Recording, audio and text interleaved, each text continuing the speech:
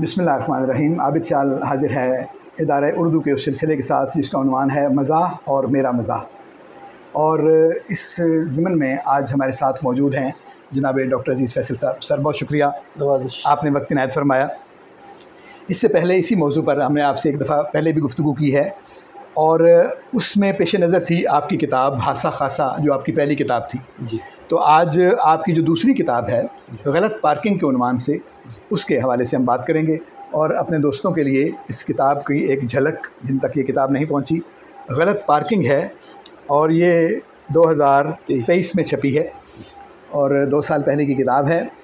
इस किताब का ज़िक्र इस हवाले से भी ज़रूरी है कि इसमें आज़ाद नज़म की हैत में एक नज़म मौजूद है जो काफ़ी तवील है और तवील नज़म में, आज़ाद नज़म की हैत में, मज़ा में इससे पहले शायद इतनी बड़ी कोई नज़म जो है वो उर्दू में मौजूद नहीं है।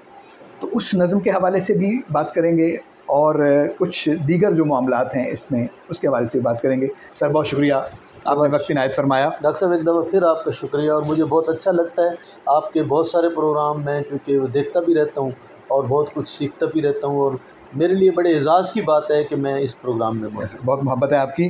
ज़ाहिर है आप जैसे दोस्त मेहरबानी फरमाते हैं तो ये सिलसिला चल रहा है। गलत पार्किंग कैसा अच्छा उन्वान है, बहुत शुक्रिया। तो पहले तो हमें वो कथा सुनाइए ना जिससे गलत पार्किंग का जो नाम है वो आया है जी, जो इसके सरवरक पर भी मौजूद है। ये मेरे दोस्त ने मुझे यही कहा कि आपका ये किताब है तो हमें पसंद भी है, तो उसमें आपने ये लफ्ज़ बरता है तो किताब का नाम भी यही रखा। बहुत अच्छा। और मुझे भी इसके अंदर कोई वो जिस तरह आप फरमा रहे हैं एक मीनिंग मानी नज़र आया।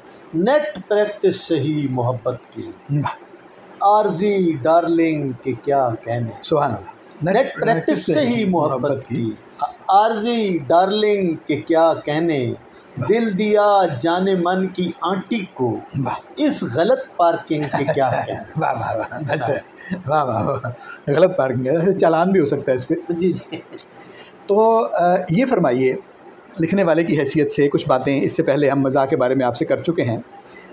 पहली किताब से जब दूसरी किताब तक आप आते हैं जी, तो आम तौर पर ये होता है कि जो कुछ आप लिख चुके हैं वो आप, ज़ाहिर है पहले तो आप लिख रहे होते हैं, पढ़ भी रहे होते हैं, जब किताब आ जाती है तो अगर आप ज़ीरक लिखने वाले हैं तो आप कारी की हैसियत से भी अपनी किताब को दोबारा देखते हैं और ये तय करते हैं या ये देखते हैं कि ये मामलात हो चुके या यहाँ तक मैं आ चुका, अब मुझे अगले जो मराहिल हैं या अगले जो मामलात हैं उनकी तरफ जाना चाहिए। तो कुछ ऐसे मामलात के बारे में बताइए। नज़म का तो मैंने जिक्र कर दिया, उस पर बात अलग से करेंगे हम। उसके अलावा ऐसा क्या है मौज़ूआत में, असालीब में, बयान में, तरजीहात में, जो पिछली किताब से लेके इस किताब तक आपका बदल गया? इसमें डॉक्टर साहब वो जो मेरी पहली किताब थी हासा खासा, जो 2015 में आई थी, सॉरी 2017 में, तो वो थी गज़लियात। ठीक।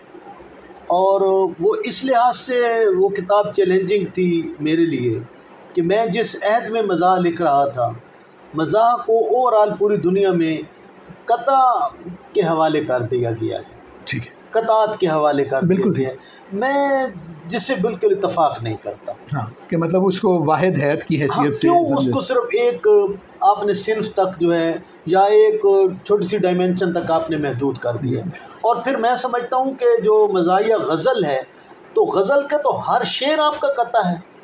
जो बात वो 4 मिसरों में या 6 मिसरों में या 8 मिसरों में आप कह रहे थे, अब आपने 2 मिसरों में वो कहना है। तो मैं समझता हूँ कि मेरा काम ज़्यादा मुश्किल था। और मज़ाहिया, अगर आप गज़लियात का डॉक्टर साहब जायज़ा लें तो मज़ाहिया गज़लियात इस वक्त भी आपको उर्दू अदब में चंद एक मिलेंगी, ज़्यादा नहीं मिलेंगी। अच्छा, फिर मैंने कहा कि अब चूँकि कतात लोग लिख रहे हैं तो मुझे भी कता लिखना चाहिए। तो देखें डॉक्टर साहब, एक चीज़ होती है कि अपना ये एनालिसिस करना कि आप कही हुई बात आप दोबारा ना कहें। वैसे तो कहते हैं ना, मुनीर न्याज़ी ने कहा कि कही हुई बात अगर कोई शायरी में करता है तो वो शायरी ही नहीं है, जब तक उसके अंदर कोई ना कोई ताजगी, कोई ना कोई नयापन 1% 2% से लेकर आनवर्ड जितने तक कोई डाल सकता है। तो मैं उस नज़रिए को मानता हूँ कि वाकई बिल्कुल 100% पहली कही हुई बात को आप एज इट इज़ बयान नहीं कर सकते। वैसे ये ऐसा हो सकता है नहीं, इसमें मैं, आप मेरी बात समझे डॉक्टर साहब, कि आप एज इट इज़ ना बयान करें। मैं वही कह रहा हूँ। उसने कहा कि नाज की उसके लब की क्या कहिए, पंखड़ी एक गुलाब की सी है। अब पंखड़ी एक गुलाब सी और नाज की उसके लब, अब ये लफ्ज़ हम हमारे लिए ममनू हो गए। मैं इसको किसी नए सितारे में तलाश करूँ, ख्याल चलो यही हो। वो तो ठीक है, लेकिन अगर वो मसलन नाजुकी उसके लब की क्या कहिए जी, जैसे लच्छा हो लाल रंगत का, जैसे मैंने मतलब एक उसके अंदर एक मज़ाहिया गिरा लगाई। नहीं, आपने फरमाया ना कि अगर 1-2% भी तब्दीली कर देता है जी, तो मेरा तो ख्याल है कि कोई भी मसलन इसी ख्याल को आप किसी भी और यानी ज़मीन में अगर बयान करें, जी, पंखड़ी एक गुलाब की सी है, जी, इसी ख्याल को आप किसी और ज़मीन में इस्तेमाल करें तो कुछ ना कुछ लफ्ज़ तो बदलने पड़ेंगे ना। जी, रदीफ़ बदलना पड़ेगा, काफ़िया बदलना पड़ेगा किसी और ज़मीन में। अगर आप नाजुकी वगैरह कह भी देते हैं तो 1-2% तो तब्दीली आ जाती है, तो एज इट इज़ तो ना हुआ। नहीं, मैं ख्याल है कि जो लफ्ज़ियात हैं, लफ्ज़ियात का बदलना, तशबीहात का बदलना, पैराया इजहार का बदलना, वो ज़रूरी है।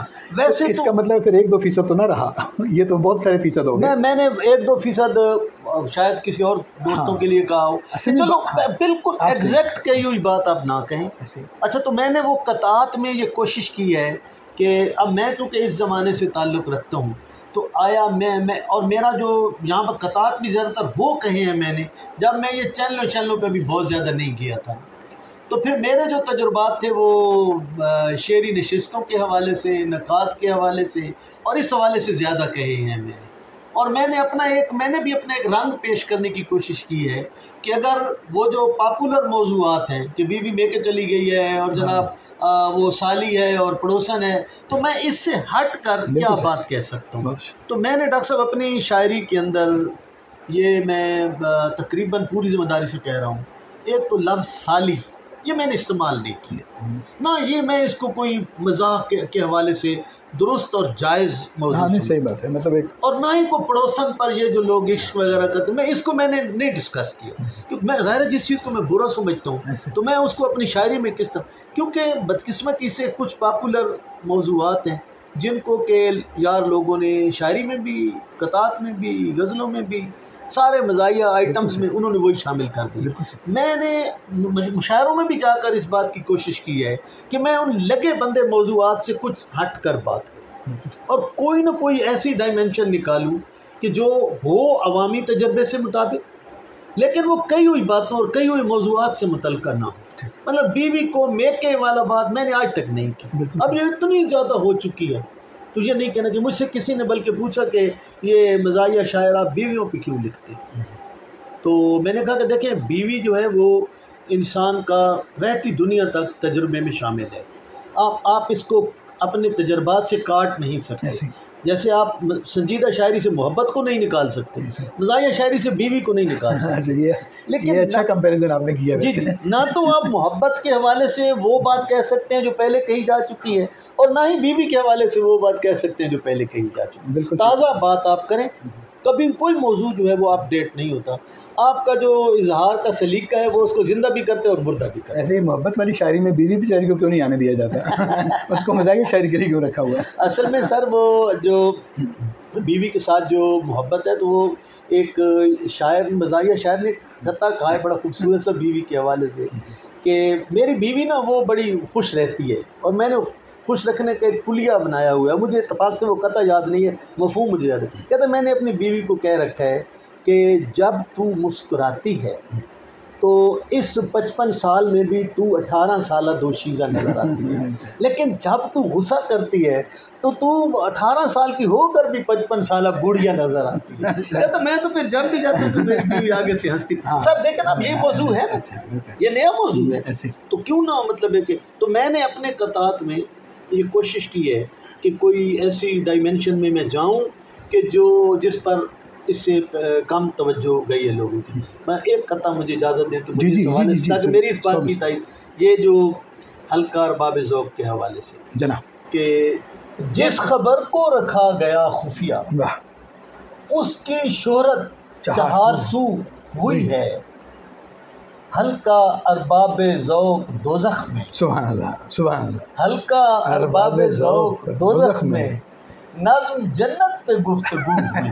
अच्छा, तो ये डैशेज मैंने कोशिश की है कि कतात के अंदर भी मैं कोई इस पैटर्न पे चलूँ। हो सकता है कभी कोई रवायती बातें भी हो गई होंगी, लेकिन ज़्यादातर मैं इस एंगल पे। तो यानी मजमूई बात ये हुई कि पिछली किताब में आपकी ज़्यादा तवज्जो गज़ल की तरफ रही और गलत पार्किंग वाली जो किताब है, इसमें आपने जो नज़्म की हयातें हैं जी उनकी तरफ हम आने के अब उस पर बात करते हैं। जो इसमें आज़ाद नज़्म है जी उसके बारे में फरमाइए कि वो कितनी लंबी है, एक तो किस बिना पर उसे हम तवील नज़्म कह रहे हैं, ठीक। उसका बुनियादी जो ख्याल है उसके बारे में। तो कैसे आपको ये ख्याल आया कि आज़ाद नज़्म में भी मज़ा बयान किया जा सकता है और उस पर तवील नज़्म भी लिखी जा सकती है? मतलब थोड़ा लिखना तो चलें ठीक है, नज़्म की एक हैत है उसमें आपने लिख लिया, लेकिन एक तवील नज़्म को लेकर चलना एक लंबे तजर्बे को साथ लेकर चलने वाली बात है। डॉक्टर साहब, ये एक दफ़ा मैं अनवर मसूद साहब के साथ सफ़र कर रहा था, तो मैंने उनसे कहा कि सर आप कोई मज़ाहिया उर्दू नज़में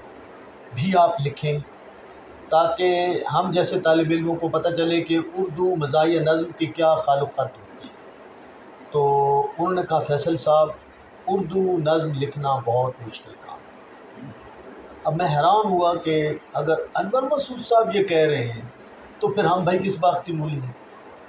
तो अब जहाँ तक इस तवील नज़्म का ताल्लुक है, तो ये डॉक्टर साहब मैंने ना एक नज़्म लिखी थी, तो उसी से मैंने फिर आइडिया लगाया कि इसको एक्सटेंड कर सकते हैं। ये मेरी नज़्म फेसबुक पे भी मैंने लगाई, दोस्तों ने पसंद की, जिसमें मैंने लिखा कि वो जी एक बंदा है, उसने अपनी फ़ेक आईडी बनाई और फेक आईडी बनाकर अपनी एक बेकार सी जो है वो गज़ल वो जनाब उन्होंने फेसबुक पे लगाई। तो फिर और साथ एक मज़ेदार सा अपना निस्वानी फ़ोटो भी लगा लिया। तो वो जो बाज़ौक़ लोग थे जिन्होंने फ़ोटो को ध्यान से देखा अच्छा। और फिर गज़ल को भी देखा और फिर आकर उन्होंने जनाब कमेंट किए, और कमेंट क्या करने थे, उन्होंने कमेंट के बहाने वो मौसूफ़ा पर जो है वो जो डोरे डाले। तो कोई थानेदार आया और एक दो किरदार और मैंने डाले ना, तो उन्होंने अपनी टर्मिनोलॉजी में ना मौसूफ़ा पर लाइनें मारी बस। अच्छा, वो अहबाब ने पसंद की।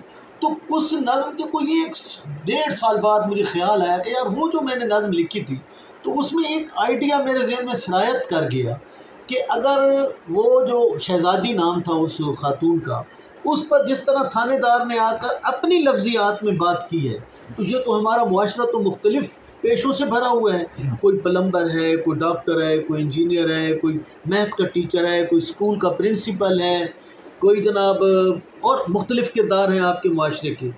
तो क्यों ना फिर उनकी लफ्ज़ियात में इसी ख़्याल को एक्सटेंड किया जाए। बिल्कुल ठीक है। तो यूँ यानी सारे मुआशरे को लाइन मारने की इजाज़त दी जाए। जी, सारा मुआशरा पहले लाइन से मारता है। हाँ, तो अपनी अपनी ज़ुबान से वो अपने पेशा वराना लैंग्वेज में, यानी अपने जार्गन है वो किस तरह अपना जो है वो इश्क का इजहार करते हैं। एक बैंकार किस तरह बात करेगा, बिल्कुल ठीक है। एक प्लम्बर किस तरह बात करेगा, एक पैथोलॉजिस्ट किस तरह बात करेगा, एक MBBS डॉक्टर, एक इंजीनियर किस तरह ऐसे बात मतलब ज़ुबान की जो वुसअत है जी। वो भी उसमें सिमट आई ना, ज़ाहिर एक बहुत बड़ा उसका। तो उसमें फिर मुझे को मिले तकरीबन 21 किरदार मिले। तो वो मैंने नज़्म इसके अंदर शामिल की और वो आज़ाद नज़्म फ़ेलन के उस पर लिखी हुई है और शायद उस फ़ेलन ने मुझे बड़ा हेल्प किया। ये वो औज़ान है कि जो बहुत आसान है, गुंजाइश बहुत है और इसमें बड़ी गुंजाइश। आपको पता है कि इसमें फिर वो जो दो लफ्ज़ों का इदगाम होता है वो भी आसानी से उसकी सहूलत भी आपको होती है। और मेरे ख्याल इस नज़्म के फॉर्मेट में इससे अच्छी बैर थी भी नहीं। अच्छा, वो डॉक्टर साहब कोई 21 किरदार मैंने लिखे, तो मैंने फिर बहुत सारे लोगों से बात की, तो सब ने कहा नहीं भाई इतनी तवील नज़्म वो हमने नहीं पढ़ी। ठीक है। तो वो इस किताब में मैंने शाये कर दी, और जब ये किताब शाये हो गई और इसकी फिर पजीराई हुई, लोगों ने इस हवाले से बड़ी अच्छी बातें की, तो मुझे भी बड़ी खुशी हुई। ज़ाहिर है एक शायर के लिए ये भी मकाम इत्मीनान होता है कि आपकी काविश को कोई 2-4 लोग अच्छे लोग पसंद कर लें। जैसे डॉक्टर वहीद अहमद ने इस पर बाकायदा नोट लिखा, मेरे लिए तो सर बड़ी सादत की बात है। डॉक्टर वहीद अहमद जैसा नज़्म निगार वो इस काबिल समझे इस नज़्म को, अल्लाह ताला उन्हें खुश रखे। मैं आपके इस इदारे के तवज्जुह से डॉक्टर वहीद अहमद का बहुत शुक्रगुजार भी हूँ। उनका एहसान है कि उन्होंने वो नज़्म के एक बहुत बड़े नाम है वो, और एक मज़ाहिया शायर को उन्होंने इतनी पजीराई बख्शी है, वो बहुत ग्रेट आदमी। फिर सर तकरीबन 1 साल बाद मुझे ख्याल आया कि नहीं अभी भी बहुत सारे किरदार तो रहते हैं, तो इस नज़्म का दूसरा हिस्सा मैंने लिख रखा है जो इससे ज़्यादा तवील है। अच्छा, जितना मैंने लिखा है ना, ठीक है, इससे ज़्यादा तवील। तो अब अलग किताब की शक्ल में वो अगली दफ़ा इंशाल्लाह ये दोनों मिलाकर इकट्ठी मैं फिर ये नज़्म की किताब दूंगा। और डॉक्टर साहब ये भी है कि खुदा न खास्ता को ये नीयत नहीं रही कि मैं जी कोई उर्दू की कोई तवील नज़्म लिखूँ। ये नीयत नहीं थी। अब मुझे किरदार नज़र आते गए, जैसे मतलब वहाँ पर मैंने एक कंप्यूटर के रोबोट के हवाले से लिखा, मुझे दोस्तों ने आइडिया दिया कोई हिस्सा सुनाए ना उसमें से, ताकि हमारे दोस्त जो हैं वो उसमें उनको पता चले कि कैसे आई हैं चीज़ें। मैं उसका एक थोड़ा सा ऐसा पेश करता हूँ,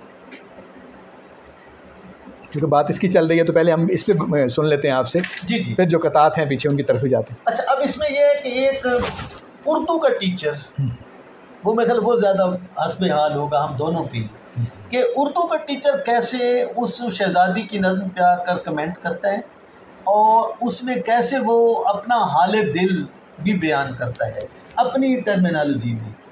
वो कहता है कि उर्दू का एक टीचर जिसकी शेरी सेहत ठीक नहीं थी, लेकिन उर्दू की तदरीस में बरसों से गलता।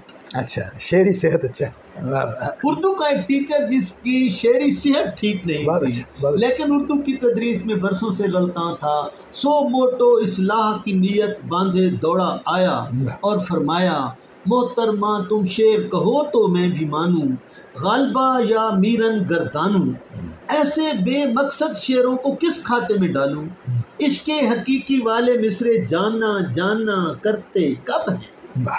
फिक्रे तसव्वुफ चूड़ी की खनकार से लगा खाए क्यों कर, बंदे कुबा के खुलने वाली नंगी सतूर से शर्मो हया के मंजर कैसे निकले। बोसा आँख की लाली दहका जिस्म सुहाग हवस जैसे लफ्ज़ों के बल पर, एक जनाना पेन से ऐसे उर्जां मिसरे कहना। ये किरदार कहानी कहकर नानी अम्मा बनना, या फिर कूजा चाक से शेरी लेपा पोती करना। ऐन सुखन में वसल की वीडियो तकरीबन चलाना। अच्छा, ये इस तरह करके तवील है। उसमें कोशिश ये की कोई और कैरेक्टर भी, हाँ, इसके अवामी जो कैरेक्टर हो कोई, ताकि मैं उस जुबान का भी अंदाज़ा हो कि आप कैसे लफ्ज़ लाए हैं वहाँ। सर अब एक कबड्डी वाला कमेंटेटर, अच्छा, अब वो क्या कहते हैं, कबड्डी का कमेंटेटर, कबड्डी का कमेंटेटर। अच्छा, एक दिल फेंक कबड्डी वाले उर्दू दान कमेंटेटर ने शेर अखाड़े में घुसते ही दानिश झाड़ी। तहबंद वाले ने बतलाया क्या होती है साड़ी। तहबंद वाले ने बतलाया क्या होती है साड़ी। अच्छा, जेब नहीं देता मोहतरमा तुमको ऐसी बातें करना। हर दो मिसरे शेर अखाड़े में आते ही एक दूजे की हल्की फुल्की बिस्ती करते क्यों लगते हैं। अच्छा, चंद कवाफी तो मिस्कीन लतीफा बीबी की टांगों में कैंची मारे सिगरेट पीते देख रहा। अच्छा, अब ये अपनी टर्मिनोलॉजी में वो बात कर रहे हैं, कैंची मारे। हाँ, उसे कैंची सिगरेट भी आ गया ना, एक कैंची सिगरेट भी हो करता। कुछ अशआर में दूजे मिसरे पहले मिसरे की गर्दन में कस कर बाहें डाल चुके। अच्छा, मतला और मक्ताने बाहम पूरे जोर से थप्पड़ मार के एक दूजे के काले बूथे लाल किए। अच्छा, वो जिस हाँ, ठीक है, वो थप्पड़ मार काले बूथे लाल किए हैं मोहताजे बरनाल किए। अच्छा, वाह। शहजादी जी हर एक शेर में प्यार मोहब्बत को तकरीबन आंख मटके वाला कोई दो तरफा सा मैच कहा है। इसका मतलब रांझा मजनू हीर और लैला अपनी 70% उम्र को कारे गलत में झोंक गए हैं। इन असलाफ ने अपनी आंख को मनफी हथकंडों में बरसों यूज किया है।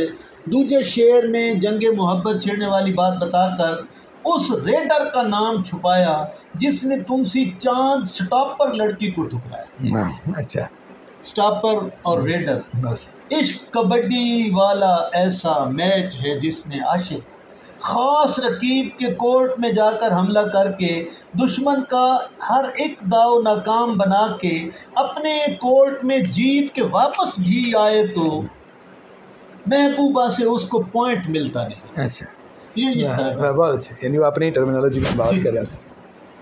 लेकिन मैंने देखा ये तो सारे एतराज़ात ही कर रहे हैं उस पर। हाँ, वो बजाय उसकी तारीफ करने के। जी जी, वो अभी चूंकि पूरा मैंने पढ़ा नहीं। जी जी, तो जब इसी पहले वो एतराज़ नहीं कर रहे, वो दरअसल उस्तादी दिखा रहे हैं। हाँ ठीक है, वो उसको इस्लाह के झांसे में डालकर माइल कर अपनी तरफ माइल कर रहे हैं, और फिर एंड पर वो कहेंगे कि भाई मेरा कि मैं भी हाजिर हूँ, मतलब मैं हाजिर हूँ, ये सारी चीज़ें मैं ठीक। जैसे डॉक्टर साहब हमारी अदब में तो ये चीज़ हम बहुत आम है ना, कई लोग इसी हवाले से नौखेज़ लिखारनों को जो झांसे देते हैं। मार्केटिंग है ना सर, पूरी मार्केटिंग की बुनियाद ही इस पर है कि पहले ज़रूरत पैदा की जाए और फिर उसके बाद जो है वो उसका हल जो है वो बताया जाए। तो मतलब है कि पूरे मतलब दुनिया की जंगों से लेके इस तरह के जो सादा मामलात हैं वहाँ तक आते हैं। ये बड़ी सफाकियत भी है इसमें डॉक्टर साहब। हमने तो सुना है कई ऐसी मेडिकल कंपनियां जो है वो पहले बीमारियां तख्लीक करती हैं, फिर बाद में उनकी दवाएं बेचती हैं। जी वही बात। कुछ कतात की तरफ भी हम आते हैं क्या, यानी आपने, क्योंकि कता जो है उसमें छोटा है, गुंजाइश का जो पैमाना है वो निस्बतन कम है, और आम तौर पर जो उसका लिखने का तरीका है वो भी यही है कि आप एक मिसरे पर लिखते हैं, जो आखिरी मिसरा होता है रुबाई या कता, वो उस एक जो पंच लाइन है उस तक लाने के लिए एक पूरा माहौल बनाया जाता है। तो चूँकि वो एक टेक्निक भी है, एक तरीक़ेकार भी है, गुंजाइश कम है, तो कैसे आपने मुख्तलिफ महसूस किया है, यानी उसमें इजहार को किस तरह की बातें कते में आ सकती हैं और किस तरह की बातें गज़ल के शेर में या नज़म के पैराए में आ सकती हैं? लिखने वाले की हैसियत से कोई फ़र्क आप करते हैं? मैं कोई इसका क्लियर कट तो आपको ये फ़र्क नहीं बयान कर सकता, लेकिन इतना ज़रूर है कि हमने अपने बहुत सारे शुअरा से ये सुना है और मैं उससे इख्तलाफ भी रखता हूँ। वो कहते हैं कि गज़ल के एक शेर में 2 मिसरे होते हैं और कते में कम से कम 4 मिसरे होते हैं, कि 4 मिसरे में कारी की ज़हन साजी करके उसको हंसाना वो ज़्यादा आसान है, और 2 मिसरों में यानी एक मिसरा कहकर दूसरे मिसरे में उसको हंसाने पे माइल करना ये कोई इतना आसान काम नहीं। ठीक। और शायद इस दिक्कत का मुझे भी सामना नहीं, बिल्कुल, इसीलिए मज़ाहिया गज़ल को इसीलिए दुश्वार समझा जाता है कि आपने हर शेर में कोई इतना बड़ा मज़ार रख दिया कि लोग कहका लगा रहे हैं या लोग हंस रहे हैं, तो जो कि अमली तौर पर ये इतना आसान काम नहीं, अमली तौर पर हंसता भी कोई नहीं है। हमने भी कई गज़लें कहते हैं 2-3 शेरों के बाद कोई एक शेर आता है जिसके अंदर कोई बात होती है, तो वो मेरा ख्याल है कि वो गज़ल शायद इसमें तंग नारे गज़ल कह लें या जो भी गज़ल की मजबूरी कह लें। तो आप इसे ज़्यादा मुनासिब समझते हैं मज़ाहिया शायरी के लिए? नहीं, मैं समझता हूँ कि अगर जिसने मज़ाह में गज़ल नहीं लिखी तो उसने मज़ाह का हक पूरा अदा नहीं किया। सिर्फ लोगों को हंसा लेना, कहा बरामद करा लेना, इसी को ही मज़ाह समझना, मैं समझता हूँ ये मज़ाह का एक हिस्सा तो हो सकता है, ये मज़ाह का कुल नहीं, ये मज़ाह का जुज़्व है जिसमें भी कोई हर्ज नहीं है। कहा बरामद करा लेना, हंसा लेना कोई, बल्कि ठीक है ये भी मज़ाह का एक मकसद भी है। लेकिन अगर हम समझें कि आपने एक शेर पर, मैं भी कई शेर लिखता हूँ, लोग कहका लगा लेते हैं, उसके बाद मैंने कभी नहीं समझा कि अब मैंने शेर का या मज़ाह का हक अदा कर दिया। मज़ाह के कुछ तकाज़े हैं, वो सारी ज़िंदगी का सफ़र है, वो चलते रहते हैं, और कते के अंदर बहरहाल ये सहूलत कुदरती तौर पर मौजूद है कि आप 4 मिसरों में कारी की ज़हन साजी करते करते उस एक पॉइंट तक जो है वो लेकर आती हैं। और वो भी फिर दूसरे डॉक्टर साहब ये है कि आजकल जिस तरह मज़ाह को कता कप मोहताज कर दिया गया है, बिल्कुल ठीक, तो मतलब कारी की भी वो ट्यूनिंग हो गई है कते की, वो गज़ल को कोई उतना पसंद नहीं, बिल्कुल ऐसे ये मजबूरियाँ हैं। लेकिन मैं समझता हूँ कि मज़ाह का सबसे ताकतवर टूल वो गज़ल है और कोई ठीक, और सारे उसके बाद कुछ कतात इनायत फरमाएं ताकि हमें अंदाज़ा हो। जी, एक दो कतार जो मुझे ज़ुबानी याद है कि तेज़ शुआएं निकलती हैं, तेज़ शुआएं निकलती हैं अंधी सोच के मसलक से। बहुत अच्छा। तेज़ शुआएं निकलती हैं अंधी सोच के मसलक से, देख रहा हूँ लोगों को वेल्डिंग वाली ऐनक से। अच्छा, एक और कहता है कि बआसानी तेरी मुश्किल पसंदी, करेगी कूचाए मिसरा को सूना। सुभान अल्लाह। बआसानी तेरी मुश्किल पसंदी, करेगी कूचाए मिसरा को सूना, जहाने शेर में दीवान तेरा, दकीके मुमतना का है नमूना। अच्छा, सैले मुमतना की जाए दकीके मुमतना का है नमूना। और साहिबा 3.5 फुट की है। वाह साहिबा। 3.5 फुट की है। 7 फुट कद है उसके मिर्जा का। वाह साहिबा 3.5 फुट की है, 7 फुट कद है उसके उसके मिर्जा का। एक नकाद मुझसे कहने लगा, ये नमूना है शुत्र गुरबा का। अच्छा वाह वाह। और असल शय का अच्छा शुत्र गुरबा कैसा अच्छा कहा। जी शुत्र गुरबा। और असल शय का असील बंदे का कोई नेमुल बदल नहीं होता। असल शय का असील बंदे का कोई नेमुल बदल नहीं होता। दश्त में घूमता हर एक लोफर कैस के इक्वल नहीं। अच्छा दश्त में घूमता हर एक लोफर वाह वाह कैस के इक्वल नहीं होता। इक्वल नहीं होता जी। एनओसी पर एक पुराना कथा है कि कुछ दफ्तरी अमूर थे ताखीर का सबब। कुछ दफ्तरी उमूर थे ताखीर का सबब। कुछ जेब अहलकार का भारी नहीं हुआ। कुछ दफ्तरी उमूर थे ताखीर का सबब। कुछ जेब अहलकार का भारी नहीं हुआ। औजार लेके बैठा है फरहाद मुंतजिर। एनओसी जुए शीर का जारी। अच्छा वाह वाह वाह। एनओसी जुए शीर का जारी नहीं हुआ। कैसा अच्छा है वाह वाह। बहुत शुक्रिया। ये कैसे अमूमी मामलात पर आपने जी हमारे और ये जो बड़ी बात है मसलन आपने मिर्ज़ा साहिबा का उसमें जिक्र किया, इसमें कैस का लैला का ये अक्सर जिक्र आता है, रांझे का जिक्र आप कर देते हैं, ठीक है। इसी तरह तो इसका मतलब है कि जो हमारी शेरी रिवायत है, ठीक है, उर्दू की पंजाबी की यहाँ की ओवर तहजीबी जो मामलात हैं उन्हीं के जो सहारे जो मौजूदा दौर के मामलात हैं उन पर मतलब आप जुए शीर को एनओसी के साथ मिलाएं जी तो दोनों तरफ की जो पॉपुलैरिटी है वो आपके हिस्से में आ जाती है। तो बहुत अच्छा शेरी एतबार से बहुत अच्छा। क्योंकि डॉक्टर साहब क्लासिक के साथ जुड़त तो मैं समझता हूँ कि उसके बगैर तो कोई बात ऐसे नहीं है। उसके बाद ही कोई बात शुरू होती है। ऐसे दर्द है दस्तयाब बोरों में, इन बोरियों में सुभान अल्लाह। दर्द है दस्तयाब बोरियों में, लुत्फ माशे में भी नहीं मिलता। दर्द है दस्तयाब बोरियों में, लुत्फ माशे में भी नहीं मिलता। हुस्न की कैश एंड कैरी पर वसल साशे में भी नहीं मिलता। हुस्न की कैश एंड कैरी पर वसल साशे में भी नहीं मिलता। ये देखें कि मिर्ज़ा नासिर काज़मी को याद करें कि दिल की सुई जहाँ पे अटकी थी ये नज़र भी वहीं जमी है अभी। दिल की सुई जहाँ पे अटकी, सुभान अल्लाह, ये नज़र भी वहीं जमी है अभी। उसने ये तीनों बीवियों से कहा जाने किस चीज़ की कमी है। अच्छा वाह वाह वाह। जाने किस चीज़ की कमी है डॉक्टर साहब ये एक देखें कि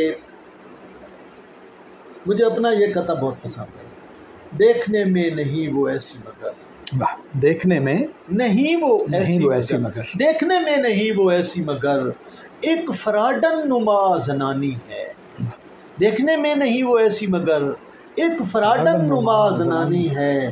काली मिर्चें हैं जिसमें पीसी हुई ये मोहब्बत वो सुरमे दानी। अच्छा वाह वाह वाह। काली मिर्चें हैं जिसमें पीसी हुई ये मोहब्बत वो सुरमे दानी है। ऐसे इस तरह करके मोहब्बत को आपने बहुत से पैरायों में देखा है जी। अब ये काम आप रोजाना की बुनियाद पे करते हैं वैसे सर देखें कि मोहब्बत क्या है। देखें ना जी, मेरा ख्याल ये है कि मोहब्बत हमारा रोज़मर्रा के 24 घंटे का तजर्बा है। ठीक है। मोहब्बत से महरूमी, एक सेकंड की महरूमी भी बंदा अफोर्ड नहीं कर सकता। बिल्कुल सही। अब मोहब्बत को अब जो भी इसके रंग सारे रंग इसमें शामिल हैं, लेकिन जैसे वो नहीं सुरमे वाली जो बात है जी ये रंग तो होता है आमतौर पर। देखे ना वो मोहब्बत का वो जो धोखा है वो भी तो हमें समझना है। वो जैसे सर वो माँ बाप की मोहब्बत को एक शायर ने एक शेर में बयान किया है, मुझे वो शेर बहुत अच्छा लगता है जनाब। वो कहता है कि घर की इस बार मुकम्मल मैं तलाशी लूँगा, घर की इस बार मुकम्मल मैं तलाशी लूँगा, गम छुपा कर मेरे माँ बाप कहाँ रखते। अब ये भी मोहब्बत से और माँ बाप की मोहब्बत को ये इस सतह का खराज तहसीन ज़ाहिर है। गेम कोई भी हो, वो जो हम कहते हैं ना मियाँ बीवी वाले मामलात, तो गेम कोई भी हो खिलाड़ी तो नेट प्रैक्टिस से चुस्त रहता है। गेम कोई भी हो खिलाड़ी तो नेट प्रैक्टिस से चुस्त रहता है। अब ज़रा नेट प्रैक्टिस को ज़हन में रखकर अगला शेर सुनिए कि गेम कोई भी हो खिलाड़ी तो नेट प्रैक्टिस से चुस्त रहता है। एहलिया से अदब से बात करो, इससे लहजा दुरुस्त रहता है। अच्छा अच्छा, एहलिया से अदब से बात करो। सब देखें, ये एक मजाक की बात है, लेकिन क्या एहलिया से बाअदब बात करने वाले लोग अपने घर को जितना गुलो गुलजार बना सकते हैं, वो लोग नहीं बना सकते जो इस तरह नहीं करते। हमारा तो पैगाम है इसके बहुत अच्छा, और रिक्वेस्ट भी है सारे सामेईन से कि मुअद्दब रहें, डरें, और इस डर में जो बहादुरी है वो शायद उस बहादुरी में उतना डर नहीं है। तो इसके अलावा हॉकी वाली टीम बनाना चाहता है, ये पुराने कतात हैं, हॉकी वाली टीम बनाना चाहता है, बच्चों की तादाद बढ़ाना चाहता है। इस मंसूबे की तकमील के फौरन बाद एक मुखालिफ टीम भी लाना चाहता है। बहुत अच्छा, एक मुखालिफ टीम भी लाना चाहता है। उसे मिस्टर खुशी कैसे जगाए, उदासी बाल खोले सो रही। अच्छा, उसे मिस्टर खुशी, सुभान अल्लाह, अब खुशी और उदासी को आप समझ जाएं। उसे मिस्टर खुशी कैसे जगाए, उदासी बाल खोले सो रही है। बताता है स्टेटस फेसबुक का, वो मासी वाल खोले सो रही। अच्छा, बहुत अच्छा। तो आपने सारी चीज़ों को मिला जुला के, यानी जो रिवायत है हमारी, जो हमारा तजर्बा है, जो हमारे आसपास की चीज़ें हैं, उन सब को मिला के अपने शायरी में शामिल कर लिया होगी। आखिर में ये बताइए कि कोई कुछ रह गया है अभी जो आप करना चाहते हैं? यानी कभी कभी ऐसा ध्यान आता हो कि भाई ये इलाका जो है वो रहता है अभी, ये इस तरफ को भी जाना चाहिए। डॉक्टर साहब, सच्ची बात है, मैंने इस तरह का तज्ज़िया तो कभी किया भी नहीं। आपको मैं हैरान कुन बात बताऊं कि अभी मेरी एक ये हासा खासा की किताब है, इसमें 80 गज़लियात हैं, और जो मेरी तीसरी किताब आई है बशीरा तुम तवाक़ी, उसमें 350 गज़लियात हैं। ये तो वो हैं कि जो मैं ले आया हूँ। और मेरी चूँकि 2011 से बड़ी पागलों की तरह नेट प्रैक्टिस की है, बहुत सारे फिलबदी मुशायरों में बहुत ज़्यादा गज़लें कही हैं, वो कम से कम 1000-1500 गज़लियात मेरी गैर मतबूआ पड़ी हैं। वो शायद मैं लाने का हौसला नहीं रखता कि उनमें वो चीज़ें नहीं हैं। तो यानी इसका मतलब है 1000-1500 गज़लियात, फिर ये कोई 450 गज़लियात, जो 2000 गज़लियात आप तकरीबन कह लें। इसमें जो हैं कि नज़में अलहदा हैं, इसके अंदर जो मुफरद अशार हैं वो अलग हैं। लेकिन सर अभी तो मुझे तो लगा है मैंने शायरी का अलिफ भी नहीं लिखा। बहुत सारे मौज़ूआत पढ़े हैं डॉक्टर साहब, और फिर हमारी जो ख़ास तौर पर ये जो जिस ज़माने में आप और हम इसमें सांस ले रहे हैं, यहाँ तो रोज़ाना आपके सामने कितने मौज़ूआत आ जाते हैं। मैं एक कॉलेज प्रिंसिपल की हैसियत से लोगों का रवैया, अपने मुतल्लिकीन का रवैया या मनफी रवैया जब देखता हूँ तो मेरे बहुत सारा नॉलेज बढ़ता है, और मैं कहता हूँ कि मैंने तो ये चीज़ नज़म ही नहीं की। तो बहुत सारे पहलू हैं, रोज़ाना पता चलता है कि ये भी नहीं लिखा, ये भी नहीं लिखा, ये भी नहीं लिखा। डॉक्टर साहब मैंने तो कुछ भी नहीं लिखा, मैं नहीं समझता मैंने कुछ लिखा है। लिटरली ये कोई महज कहने की हद तक नहीं है। और अभी इसीलिए ये जज्बा मौजूद है, जब तक ज़िंदगी है कि लिखते रहें, जब तक जो भी मौजू, मेरे ख्याल है हम ज़िंदगी भर, हमारी ज़िंदगी ख़त्म हो जाएगी, मौजूआत ख़त्म नहीं होंगे। जो लोग कहते हैं कि मज़ाहिया शायरी के मौजूआत महदूद हैं, मुझे उन पर अफसोस है। ठीक है, मज़ाहिया शायरी या शायरी, इसके मौजूआत डॉक्टर साहब महदूद नहीं हैं, लामहदूद। ऐसे उनको अपनी नज़र दुरुस्त करनी चाहिए। ये रोज़ अफजों ये इनकी ये पैदा होते हैं। बहुत शुक्रिया आपका। तो बड़ी सैर हासिल गुफ्तगू फरमाई जनाब डॉक्टर अज़ीज़ फैसल ने, अपनी शायरी भी सुनाई, जिससे अंदाज़ा हुआ कि वो जो बातें करते हैं वो सिर्फ बातें नहीं हैं, बल्कि उनके शेरों के अंदर वो सब कुछ रचा बसा है। तो उम्मीद है कि हमारे दोस्तों को ये बातें पसंद आई हों।